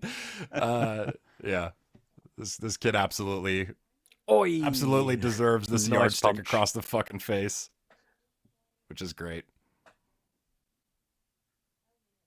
Honestly, the sound design for the punch and then the yardstick on the side of the face made me wince. Woomph. Oh. Bam. Was a backgammon board, more triangles. Holy only shit, triangle posters on the walls. I wonder. I was every time I watch that movie, I'm expecting him to move his hand away and there to be blood like gushing down. Like it's got that kind of like a horror movie practical effect reveal, but no, probably just stung. The horse mascot on the back on the wall. Pretty much identical to the mascot of the school my son goes to. Very strange scene. And when I saw it, I was like, "Holy shit!" I've seen that on the same thing on walls at schools. So your son is carrying a butterfly knife to school? Absolutely. That's what I tell him. I'm like, if they take it away, burn their houses down. What's the worst that can happen? To be honest, I think at the moment it's more about making sure that they keep yardsticks out of classrooms than butterfly knives. It's 3 feet of weapon right there.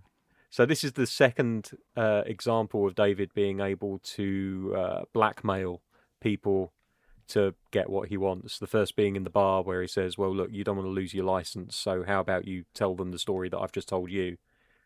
And then this one here where, albeit, he's basically telling the mum, you're going to have to pretend your kid's gay for a second here. I wonder about that. Yeah, where my next note comes in, because that's, again, such a 2014 thing, threatening a school because of discrimination against a gay student. Mm-hmm. Now that's just no one.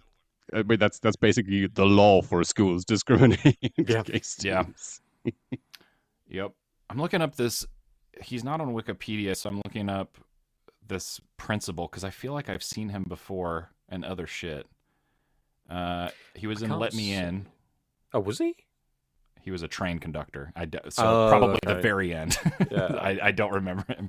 So yeah, maybe I don't. For whatever reason, he had one of those faces that looked like he was also in another like horror thing that I remember him in one scene, getting killed in a unique way or some shit, but I don't think so.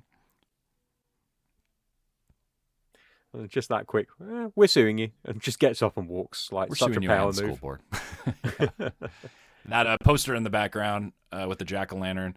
One of the art cards in the 4K set I have is a facsimile of that, a reproduction of that poster.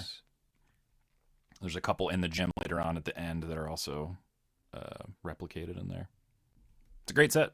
It's kind of reminiscent. That jack-o'-lantern dude design. It's kind of reminiscent of the film we watched with. You talking Sawtooth Jack? Sawtooth Jack, yeah. I was trying to remember his name. We didn't watch the movie. We did the book. I think you watched the movie. I watched the movie. Yeah. I still haven't seen it. He says it like it's such a after school detention for a month. Hell yeah. This part is also, it's weird, like tonally it reminds me a little bit of the feelings of strange comparison, but I remember watching The Devil's Rejects for the first time and getting to that end sequence with Freebird and having that weird feeling of like, I don't want these dudes to die. And being very conflicted and feeling weird about that of like, these are horrible murderer, rapist, like maniacs that I've watched do heinous stuff throughout the movie, and they don't die. They came back and free from hell. That's true. But a similar thing happens here when Luke does this. Every time I watch the movie, I'm like, oh man, Luke, like don't fuck her over. But then there's also that part of it where it's like, no, I get it. Dave's a cool guy. Like, you understand like absolutely why you don't want him to be messed. Like you don't want anybody to die, but you also are still on David's side. I don't know. It again, and he's in this fucked up situation where he's the younger son. The older son died far away, so that male figure for him is gone. The father is an alcoholic, probably also grieving that the other son died. So he's the youngest kid in the family, the son that lived in a family that's grieving, and no one's probably really taking care of him. And now he has this male role model that is perfect at everything, and so he looks up to him, and he rats out his sister. And it is strange, too, because even by the time you get to the end of the movie, I mean, right here in this moment, he says, I don't care. I'm not going to say anything. And he says, why not? And he says, because we're friends, right? And he said, yeah, the tension breaks or whatever. Even through to the end of the movie, because I don't fully buy in this moment that David is like, oh, no, you're right. We are friends. I'm not going to hurt you. It feels like he's pretending. But when we get to the actual end of the movie, there does seem to be a genuine sort of affection towards Luke. Like there doesn't seem to be especially knowing how it ends, you also can, potentially like elaborate out to yourself. I don't know what the sentence I'm trying to find is here, that he's pretending to die so that Luke doesn't have to, so that he doesn't have to kill Luke. There is a thing there of like that he's kind of showing him mercy in a way that he didn't for anyone else. So I don't know. It's ambiguous, obviously. They don't exactly explain it, but there's a couple of deleted scenes too, or extended things where he's helping her with laundry or she's hanging laundry, and in the commentary by Barrett and Wingard, I think it's Wingard, he's like, also just didn't want to have another scene in this movie with people hanging fucking laundry outside. It's like there's so many of them already. The scene that I was most reminded of when I saw the first Onslaught trailer. Yeah, absolutely. absolutely. Especially coming up, that slow motion shot of the clothes moving and David dropping the basket and shooting him with the gun. I saw another, and think in that same interview with Stevens, he talks about how actors have a tendency sometimes when you know the shot is going to be in slow motion that you want to move slow. You want to do the slow motion stuff as the actor in the moment. And he said having to drop that laundry basket, get the gun out of his waistband, back of his pants, shoot a guy or two people he kills right away in an actual sped up normal speed, he said was a lot more difficult than it looks. And when you see it in slow motion, it looks flawless. Looks great. Well, as they say, sometimes slow is smooth and smooth is fast. So rushing yourself can be detrimental. Yeah, absolutely. But I get it. You're told that, and your initial instinct is, well, I don't have to rush then. Dan Stevens looking like how he looks in Legion right there. Yeah. Hollowed out eyes, or Apostle maybe. Got kind of an Apostle look.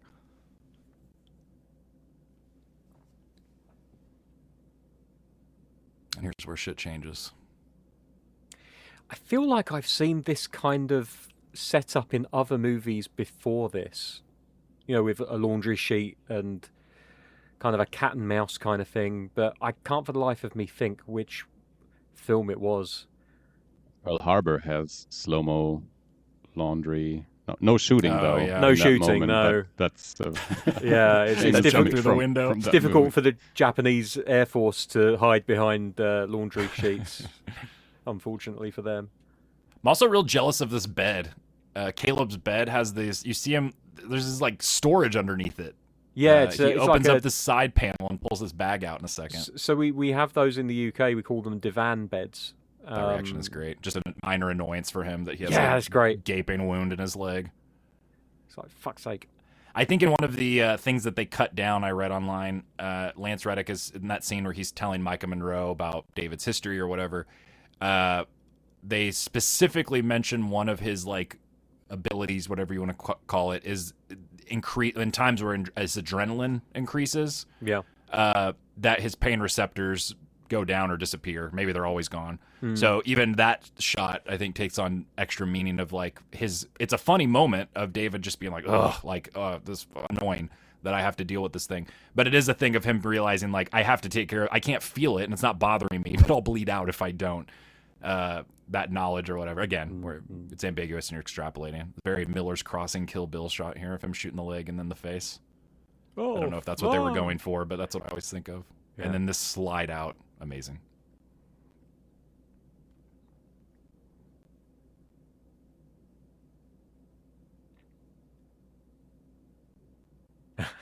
I like how he right here. Yeah, there you go. For fuck's sake. The amount of micro expressions in this dude. Nonverbal acting. Amazing. So fucking good. He also talked about how they had one garage door. So the stuntman had to blast the car through the garage door in one take because they had no other chances to get it done. I think I read too. I didn't check this on Wikipedia or anywhere else, but in the IMDb trivia, Wingard had revealed at some point that the budget for the film was about $5 million, which is pretty cheap for a movie. It's mad by today's standards, ever increasing standards. I've always loved the decision here, from the first time I watched it to now, of how brutal the movie turns in this moment. We have seen so many scenes between the two of them, calling her Mrs. Peterson, the affection she feels towards him as not a surrogate son, but in replacement of that. And he fucking kills her, man. It's do you know what? It's crazy. She's the one that invites him into their home. She is. Right in the beginning of the movie. There is a part of me that wonders that if she wouldn't have said he's I'm literally just thinking that. Yeah, this is the part. Did you even know my son? This is where I think he. And it sounds like they intended it to be, like you said, definitely telling the truth. But yeah, I wonder if she wouldn't have said it if he would have just left. But I don't know. It is fucked up. He would understand what I have to do. He would understand what I have to do here. So she thinks he's going to do it anyway. I don't know. It could go either way, I think. But he does kill the dad. I mean, that's pretty clear. It's not. He's got less reason to kill the dad than he has to kill her, though, isn't he? That's something that's always kind of I hate, but I get Kristin's death. It's a choice too that like a lot of other movies wouldn't make. You'd find a way for the core family unit to sort of survive. You would, and have a lot of other deaths happen around them or whatever. And I think a lot of movies, but the fact that again, I think that shot right there, it's a 2-car garage door too, and only half of the garage door goes flying. Like there is no second half. I can't rewind it now because it would ruin the entire concept of what we're doing here.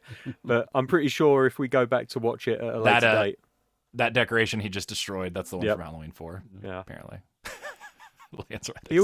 He asked his last remaining grunt to give him 15 seconds of cover fire, and he got 5 at most. Yeah, I noticed that too. He's like, give me 15 seconds. Dude shoots like 4 bullets. Yeah. I thought the blocking in this scene, when I watched it last night, I remember thinking that at the beginning of like, how does he realistically take out all these dudes? And the blocking of it all is pretty great. It feels very believable. The way he moves through the house and he takes out 2 of them immediately before they have a chance to react. Like, it feels pretty earned, I think, the way he's able to even the odds. He still gets fucked up, obviously.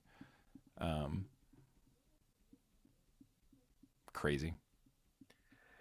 Poor old... There's a lot of collateral damage and innocent bystander shit in this movie because there's another guy that shows up, finds a car wreck that has 1 person shot and dead, the other one missing, and then a guy comes up and steals his car. Like this other dude, this farmer out there, like having the worst fucking day ever, encounters something that he'll probably need to go to therapy for, and then an unknown man steals his car. There was Dan just like, oh, for fuck's sake. Wear your seatbelt, kids. Yep. This is what this teaches us. Yeah, that's another Halloween 4 reference. A moment before impact, he puts on some protection. Let people know. Sure, that's what they're going for. I'm just trying to connect all the Halloween things I can. I'm all for when movies show you people practicing safe use of equipment, whether it be mechanical or biological. When David is putting on economy, he's calling it doing a Halloween 4. Absolutely. Let me just put on my Jason. Return of Michael Myers. My Michael, sorry. Yeah. Oh, I always make that mistake. I always get Michael and Jason on our 500th episode, Dave. Yeah, I know, now right? we learn what we all call our dicks. Mine's Freddy, of course. It has to be then. If we have 1 Michael and 1 Jason, one has to be the Freddy. Oh, man. Call mine Kong. Yeah, go off of our avatars. I also like how they don't show it. I don't know why that dude covers his head like a bomb's about to go off. Yeah, I guess just the dust. I noticed that last night. I was like, what the fuck are you covering from? There's no, here we go. There's a sequence here. Also, I also really love how this entire goddamn town, the houses, the businesses, the school, everyone decorates for Halloween. That's probably the biggest suspension of disbelief that it's made by horror fans that love Halloween is that everyone in this town got into Halloween. That is not how it goes. But very cool. It's also production value. Awesome. Yeah, absolutely. Just like the Christmas lights. Yep. It's cheap but effective. Yep, absolutely. I noticed she had Christmas lights above her bed too earlier. Little bit of environmental storytelling coming up when he pulls in the dude. That's what I was gonna say. Okay, on his car. Cool. Yeah, and there's the blood stain right where the driver... He clearly killed other people that we don't even see. Yeah, which is something that if we go back to when we talked about The Hitcher, that happens with the 4x4 that Rutger Hauer steals. He turns up at the gas station with signs of struggle all over the car. Yep. It's just nice, clever little nods to things and good technique. Dan Stevens, go ahead. I have some information coming up about this scene. Apparently, the squib went off incorrectly shooting this scene when Kristin is shot, and it didn't end up splattering the pillar behind her. So they had their VFX guy do CG blood on a CG scrubbed pillar behind her. I always felt like that was one that I didn't catch that it's CG. The blood smear is so well done as well, but you can kind of see a little bit of fuzziness around. Yeah, there's something about it, and it's different. all CG. Yeah, it looks good. Here he comes with his dude impersonation. You heard his body language with his back turned. Now, the way that he presents the grenades first before he throws them into the room. There's a bird apparently in shot just before. I like his reflection.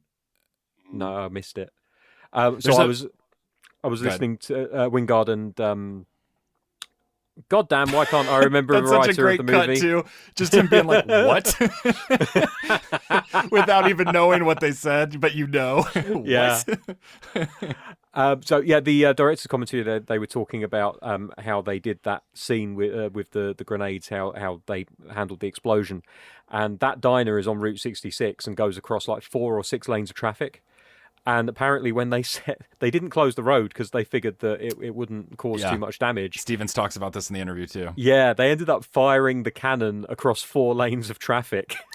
And there were people still in the town that like didn't know they were filming a movie. So No. there was a tank that flew out in the road, and there were people that were like calling the cops and stuff. Like one of them said there was a bird in shot just before the explosion went off, and they like to think that the bird managed to escape, but they've got a horrible feeling that they killed a bird in the making of that of that explosion.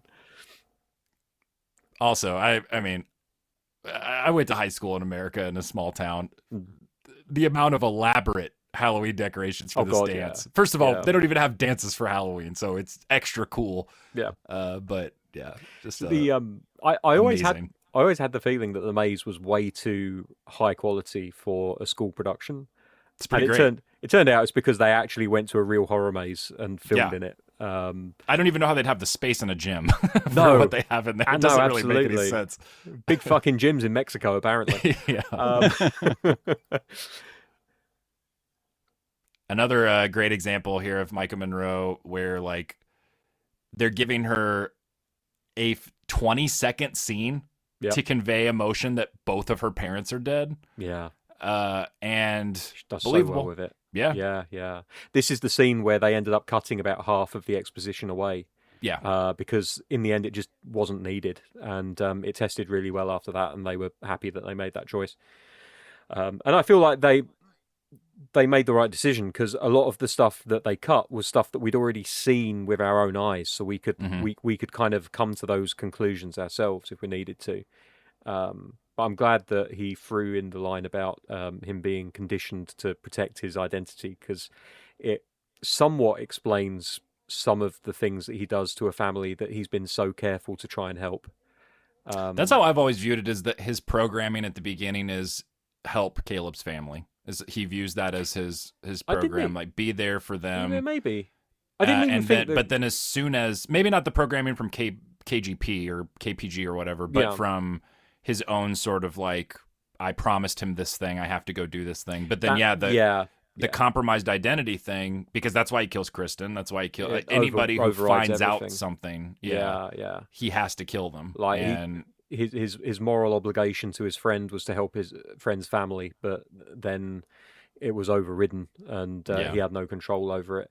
And I wonder if maybe, because I was thinking about that this, poster on the wall right there is another one good. of the cards in the set. Yeah, I was wondering if the reason that he doesn't continue to go after them when he's stabbed again with the triangles, is because he knows that he can hide the fact that he survived. Like, you know, the teeth are smashed out of the bodies, they're burned. It's his MO because of what happened at the medical. It does look so fucking. The lighting, it looks better especially than some actual haunted houses I've been to. Yeah. Like, it's, oh my god.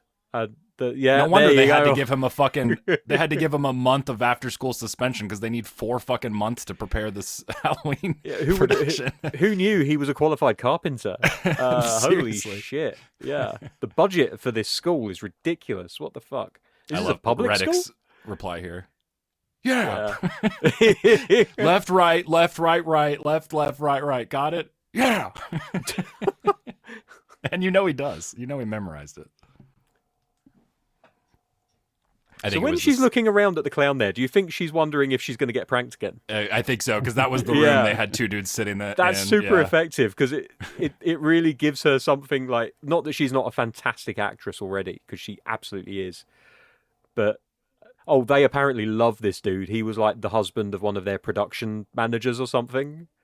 Oh, really? Yeah, and he was apparently hysterical. Like he always had a quip or something, and like he was great behind the scenes.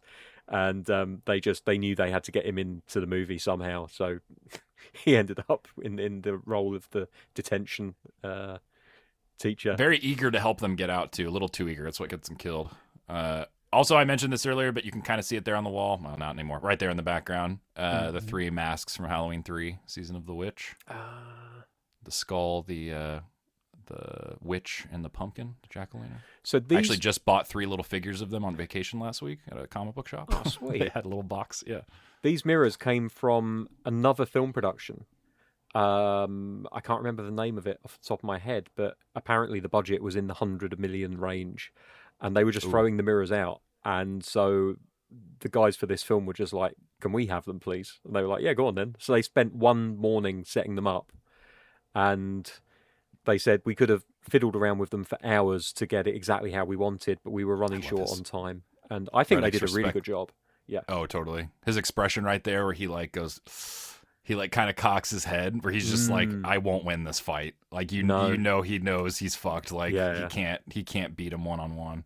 So I love the way that he holds the gun at chest level. Like it's like nothing I've ever seen any other actor in film do. He does a little John Wick cock the gun thing earlier there too, where he like moves it. Maybe there's a tactical reason for that. I don't know. I just assume it's because it looks cool. But I would assume so.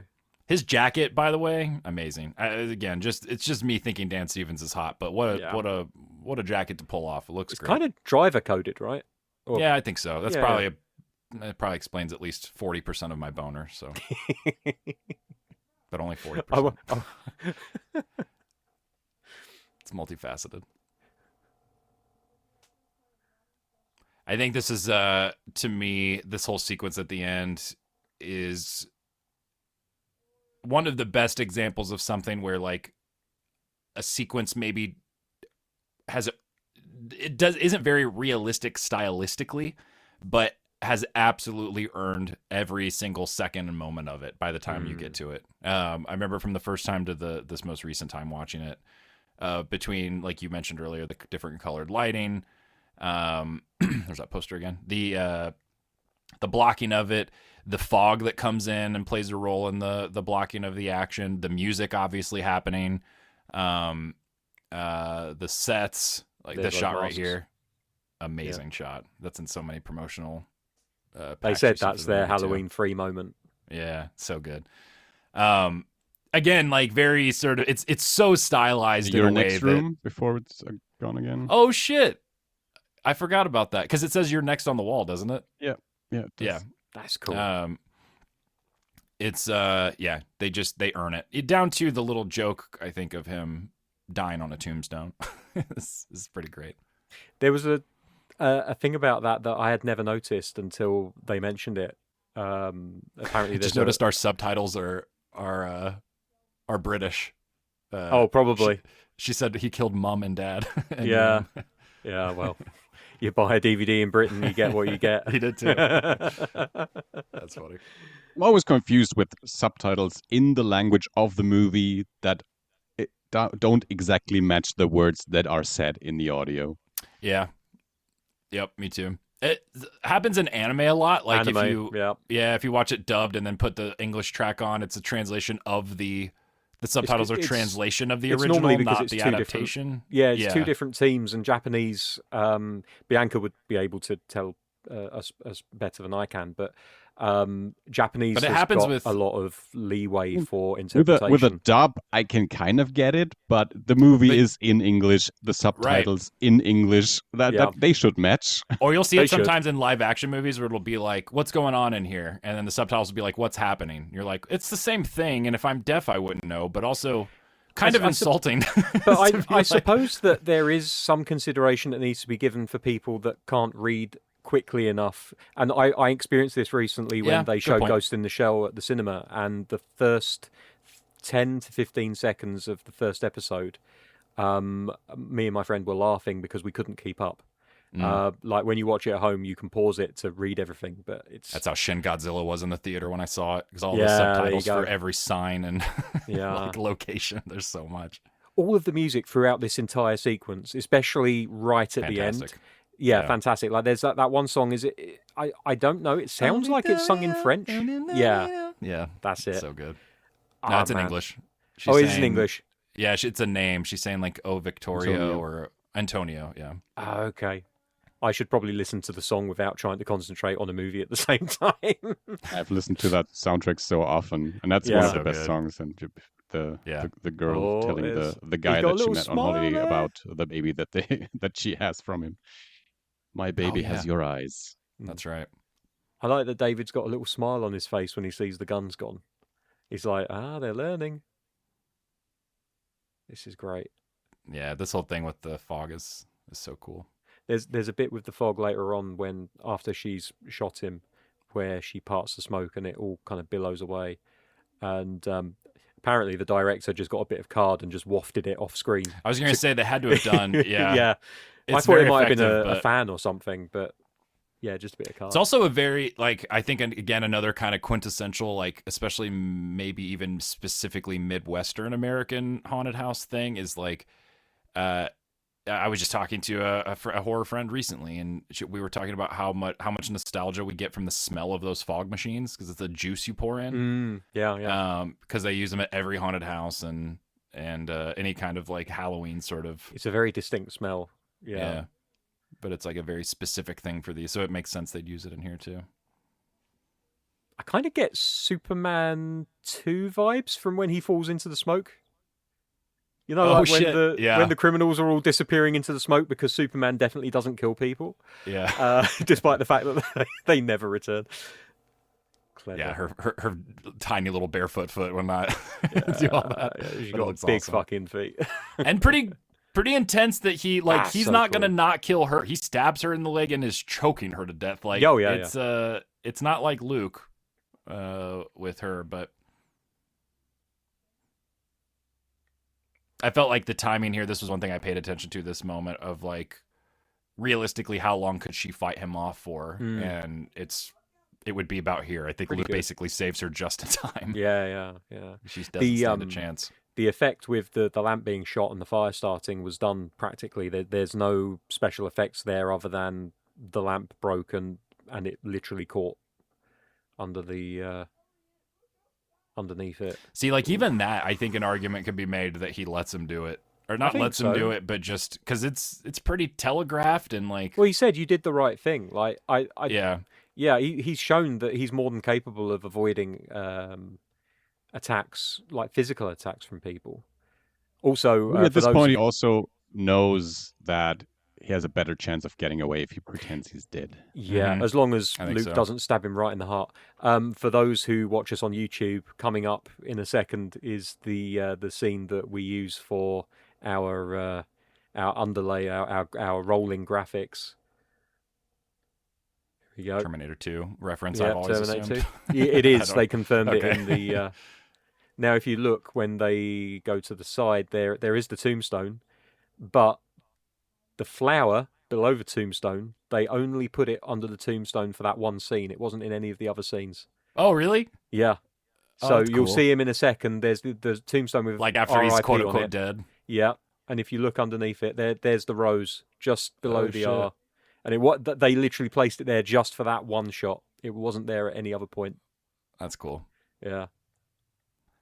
There's an extended scene on the DVD where David reaches up and places the rose there for his own death scene. It's like Buffy the movie where he's like, he's a hardcore killer, but he still has taste. Yeah, absolutely. Still appreciates aesthetics. One of the few performances in the movie that's a little weird for me. You both feeling okay? And she goes, I'll be back in a second. I'm just going to nose around and find out what's going on. Great. I'll be right back. Yeah. It's fine. It's obviously supposed to be such a small part, but and first time watching the movie, I absolutely thought to myself, I bet there's a chance he survives. KPG? Oh yeah, probably. And then when he says this, there's two bodies inside. That's the moment when even subconsciously, I think a lot of people are like, wait, hang on. Something doesn't sound right about that. Knocked out too. Absolutely, with the teeth. And then here he comes. I want to know how the thing I always think about is there a dead firefighter in there too? Like, did he also kill a firefighter they I haven't imagine. found yet? Yeah, I 'Cause how imagine does that he must be have- the case. Yeah, unless Lance's character also survived and escaped, but Because I assumed no, the I don't think so. firefighter wouldn't have been burned. So Yeah, I assumed the two dead bodies are Lance and the mustache Yeah, guy. I think so too. there's the stair. Great eyes. What the fuck? Smash cut. End 10 title out card. of fucking 10. What a movie. Yeah, still the greatest movie ever made, and rocking in before the credits started at just over 90 minutes, at 91 minutes. I'm going to argue that that's within the window for perfect film length. I think so. Yeah. So I'm going to change it so. now to 91 minutes. That's the perfect length of a movie. And the argument can be made that oh yeah, I forgot about that. Wingard edited it as well, which I didn't go back and look, but I would not be surprised if he edited all of their movies until Godzilla, maybe. Seems like something that by that point the studio would be like, we got editors. Is usually how it goes for filmmakers like that. But what's the whole thing? Like if you anything past 90 minutes, you got to earn it. I think they earn a couple extra minutes, so it works out. Yeah, for sure. Right. Okay. So I mentioned this at the beginning.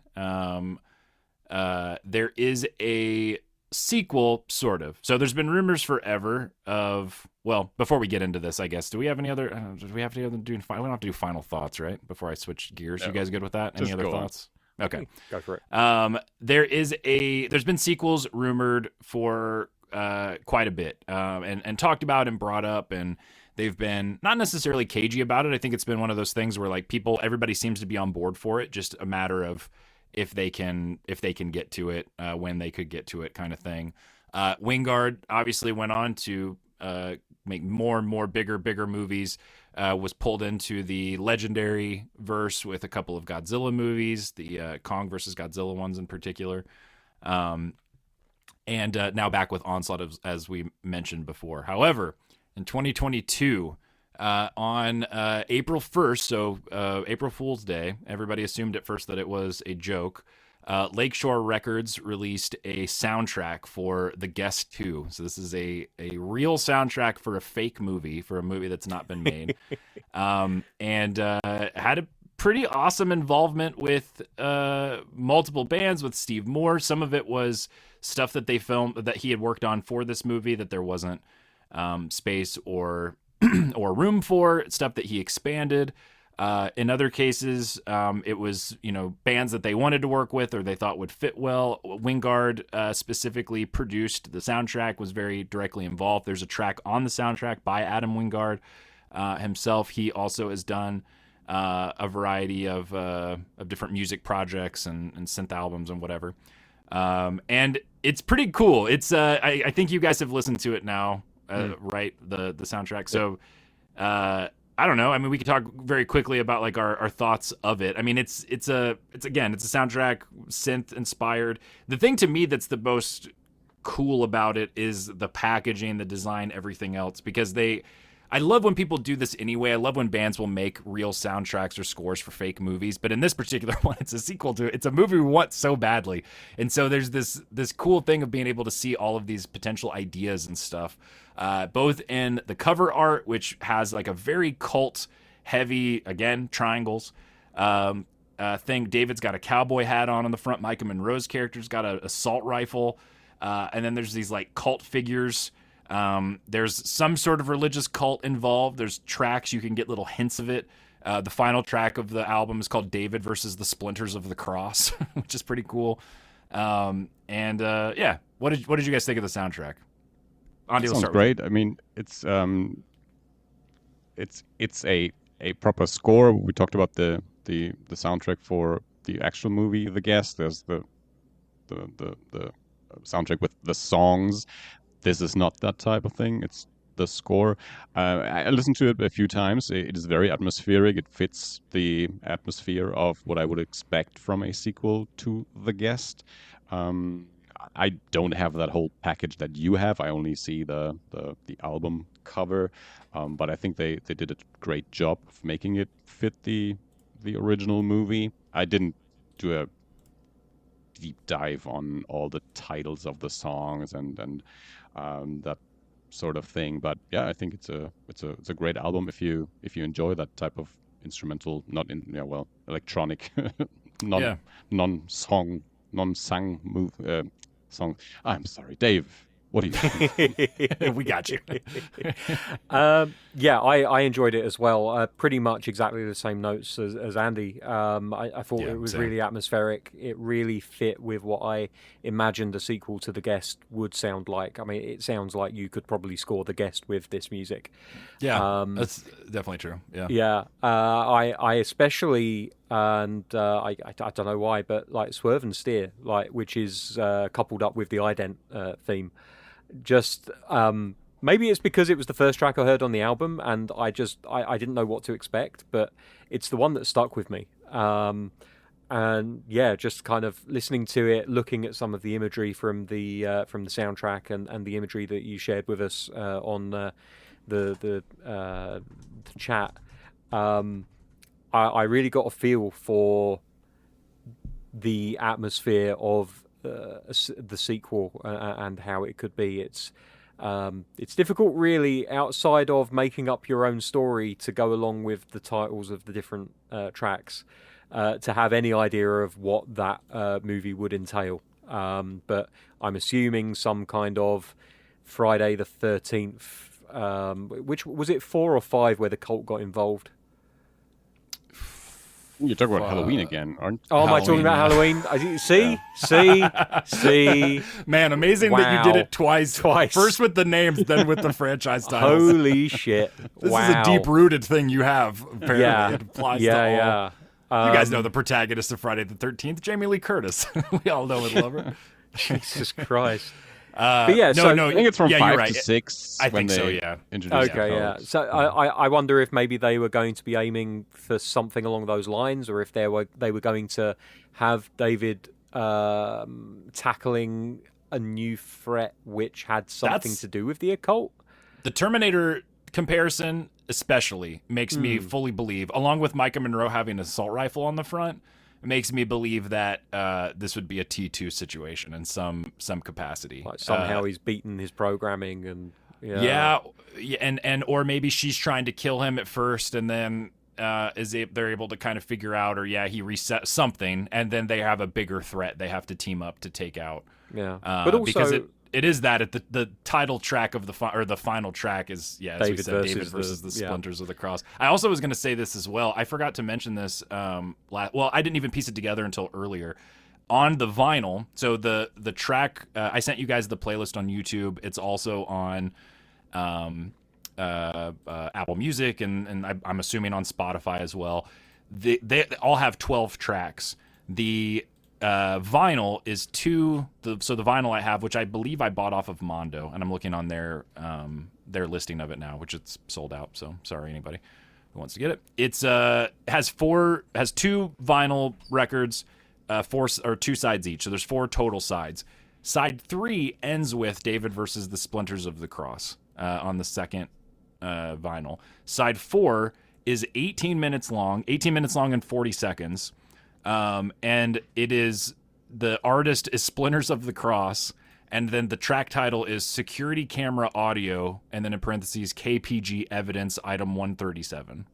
So Ooh. I have not listened to this yet, but it's not on the digital releases of the soundtrack. It looks like it's only on the vinyl. So what I will do today is record it and send it to you guys. It won't be for the podcast. If we put it in here, I'm sure we'll get copyright struck on at least YouTube. So we won't put it in the episode. But I would say, we're on friendly terms with anybody who listens to our show. If you want to reach out to me and want the file, let me know. I'll send it over to you so you can hear it. Because it might be online somewhere. I haven't searched that hard for it. But if you are somebody who is interested in the extra lore stuff, that's the kind of shit I like to and get into. So I don't know what's in that. I'm assuming / hoping that it's actual scripted audio, that there's talking and stuff, which would add more to maybe what they were doing with it. But either way, I think it's really fun. I wish that I would assume it's probably something that's tough for studios, especially to do based off of rights and everything else. Like music rights in particular can be especially tricky to navigate. So I don't know if it's an ownership thing here where they were able to pull off more, but pretty cool that they did it. And as we mentioned earlier, like Onslaught coming out, very excited to see how that goes. I mean, it's a Wingard Barrett movie anyway, which I think is enough for us to be pretty psyched to see something new from them. And Wingard says trailer, he sees Onslaught as a cap on the trilogy from Your Next to The Guest to Onslaught. Perfect. Which makes sense. Dan Stevens is in Onslaught playing a German scientist. At this point, something that I believe he must have a fetish for, because it's not the first time he's done it. In real life, he does speak German. He does. So, it's true. Yeah. So maybe I should take the word fetish out of that. But he's gone to the kooky German scientist place at least once before.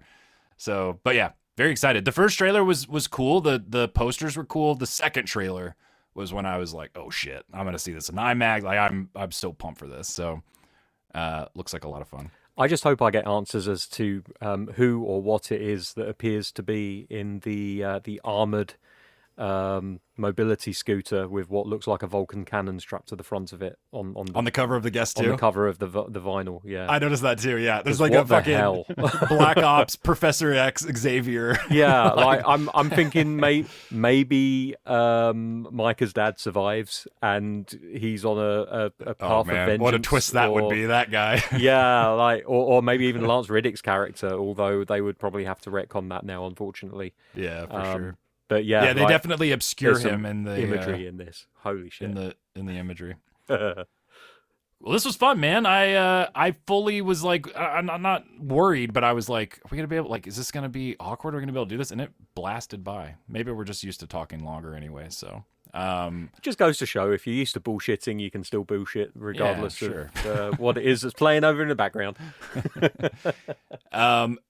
Listeners, again, just to kind of recap from the beginning, thank you so much for, whether you've been listening for, this is your first episode, or you've been listening since the beginning, thank you for supporting us over the years in whatever ways that you may or may not have. Just listening, that honestly is it. I mean, we've said it as a joke before in the past, but it is absolutely true.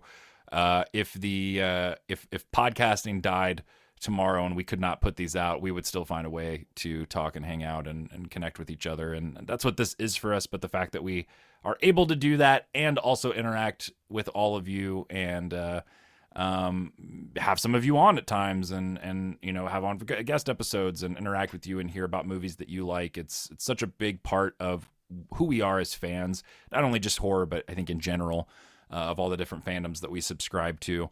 And then, yeah, just that aspect, that community sort of thing where you can recognize and see other people that right away, you know, oh, this person's like me. I'm going to be able, you know, no matter who they are and what their past is, whatever, I'll be able to connect with these things with them and they're going to get it in a way that I know horror fans do. And we've been able to really kind of amplify that feeling into such a global, international, no pun intended, way. And in fact, it's not a pun. It's just a direct reference to the name of our podcast. So yeah, thank you for all of that. I don't want to speak for you guys. Do you guys want to say anything? We good? I don't want to put you on the spot either. I just wanted to maybe give a little shout out to some friend podcasts of ours that we've either been invited on or that we've had to come over to us for a while. So Brent and Stephen on Let's Talk About Stuff. Always, absolutely. You know, lovely lads and mad as a box of frogs. And also the Terror Table, all of the guys from the Terror Table and everything that they've gone on to do in the years since we've last had them on as guests or we've done a co-production of a podcast. And I mean, it's been many, many, many years since I've heard anything of Das Alles, Andy. Maybe, but we were on an episode of that a long time ago. Intrinsically tied into the history of our show, for sure. Yeah, a show where I embarrassed myself by saying that a really poor and average Marvel movie was, in fact, my favourite Marvel movie so far. My taste has improved since, but only marginally. And also, like, all of the people that have taken the time to email us. There's so many people. Jake, Lana, Smarter Taku. I'm going to forget so many names here. Yes. Elio. Everybody that's ever Micah. Emailed in. Yes, Micah. I'm hoping to hear from you all again down the line whenever you have anything to say. And here's to countless more episodes down the line. Absolutely. Andi, we're going to say something too. I don't want to cut you off. I would have been a dumb joke, probably. I don't know. I don't think Hell yeah. would have probably just said that I hate everyone and fuck you all.